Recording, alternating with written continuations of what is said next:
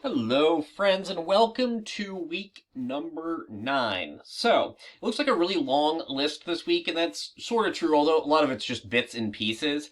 And ultimately, we only have one turn-in date this week. There's no Monday turn-in date unless you need to redo your research questions or something of that sort, okay? So there's a little bit of kind of room for you to schedule your time as you need to, because it's really kind of a work week. So, what are we going to do this week? Number 1, watch a video. You're doing that right now. Number 2, continue the research discussion. This is round 4, the final round in Google Docs. I'm going to actually add some questions there that I want you guys as a group to work on. If you did a good job with the SIFT rubric in Google Docs this past week, some of these questions will become pretty apparent to you, okay? Number 3, look for your feedback on your Essay 3 research questions. I try to get turnaround feedback on these as fast as possible. Number 4, complete the SIFT rubric on your meme or article. Once you've got, I kind of put these things out of order, I think. Once you've received the feedback on your Essay 3 research questions, if I gave you a thumbs up, fantastic. Go ahead and begin the research process. If I ask you to redo it, that's okay. Go back, redo it. I'll, again, be kind of checking every day for new research questions in here, okay? There's sort of a set of processes here. I'll walk you through those down there. Again, if you're struggling to do anything, you can go to Course Home. You can click on Ask a Librarian. You can also schedule a direct appointment with Professor Moore. I'll show you that in just a minute. Once you feel like you've got a good understanding of your research answers, and you don't have to have everything answered, but you kind of want to start moving towards that direction, I want you to watch the video on introductory paragraphs and write your introductory paragraph, and only the intro paragraph, okay? I'm really adamant about that, just the introductory paragraph. What you want to do here is establish the reason you're writing and introduce and summarize the meme or article that you're working on. Okay, let me go down and take a look at all this, and I think all this will make sense. Number 1, the SIFT rubric. Last week, you guys used the SIFT rubric to look at 3 pieces in your group discussion. We'll see what comes out of that this week. What I actually want to give you guys the opportunity to do is to utilize this SIFT rubric for your own meme or article, okay? And I want to show you some key things here that I think matter. Number 1, if you click this, okay, it's going to say, do you want to make a copy of this? It'll put a copy of it in your Google Drive folder, in your Google Docs, okay? And then I'll open it up for you. This is not something I'm going to collect, but it is something I want you to be working on, okay? And here's why, okay? We talked about some of the different aspects here. Number 1, investigating the source.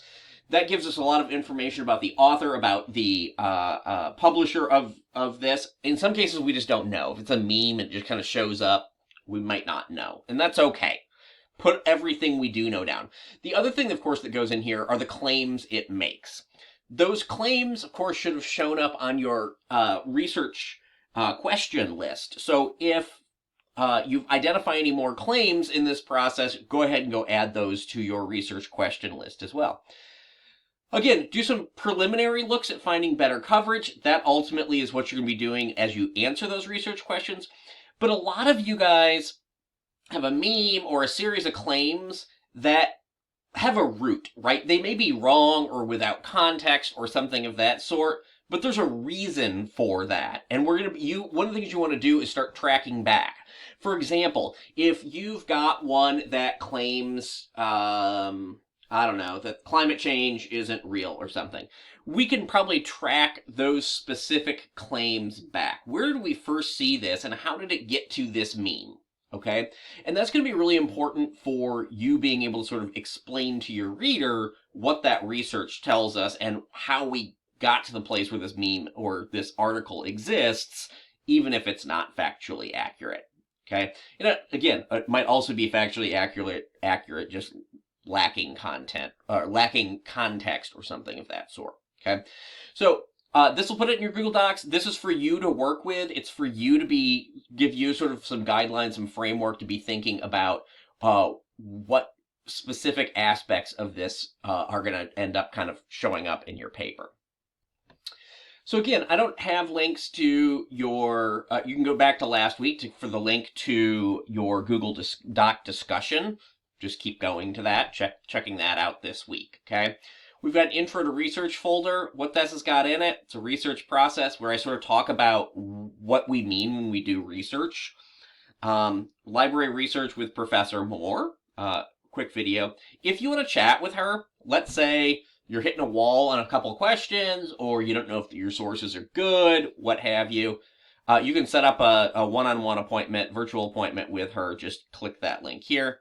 There's a quick video on precision searching, some OneSearch basics. All these are just going to kind of give you a place to start. And then there is the opportunity, of course, to start answering those questions. Okay, and we color-coded this last week. As red is your general research question, and then, of course, your smaller questions are green, and then answer and a citation. And trust me, get the citation together now. You're going to use this in your paper. It is better to have it now than not. Okay, so work on getting an MLA formatted citation in here now.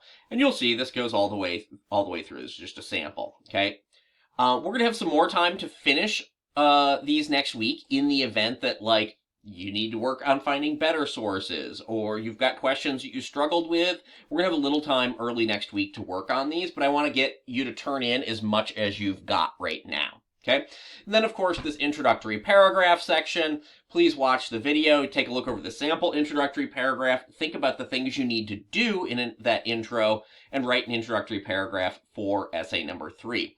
You don't need to know everything in order to do that introductory paragraph, but if you've got an idea of sort of the bits and pieces of what the research has to take into consideration, you should be able to establish what we call your reason to write.